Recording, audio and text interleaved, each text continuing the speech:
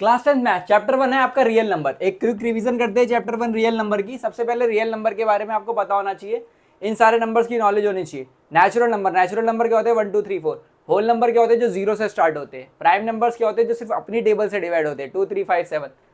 Even number क्या होते हैं 2 4 6 8 जो 2 की टेबल से डिवाइड होते हैं। ऑड नंबर्स क्या होते हैं जो 2 की टेबल से डिवाइड नहीं होते 1 3 5 7। कंपोजिट नंबर जिस नंबर के दो या दो से ज्यादा फैक्टर्स होते हैं। रैशनल नंबर जो p बाई क्यू की फॉर्म में होते हैं where Q is not equal to zero, Q की वैल्यू जीरो के इक्वल नहीं होती, p बाई क्यू की फॉर्म में होते हैं, जैसे 2/3 2 4/6 एंड 5।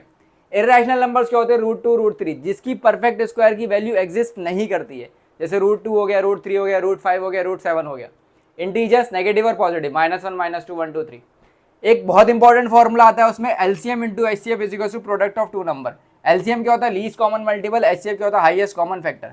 एलसीएम और एचसीएफ कैसे निकालते हैं देखो, जैसे मुझे 12 और 18 दे रखा है, एलसीएम और एचसीएफ फाइंड आउट करना है। प्राइम फैक्टराइजेशन का सबसे बढ़िया तरीका है 12 के प्राइम फैक्टर्स निकाल दो और 18 के निकाल दो। 2 की पावर 2 इंटू 3 आएगा, यहाँ पर आएगा 2 इंटू 3 की पावर 2। अब देखो एलसीएम में बड़ी पावर लेते हैं कॉमन और एचसीएफ में छोटी पावर कॉमन वाली।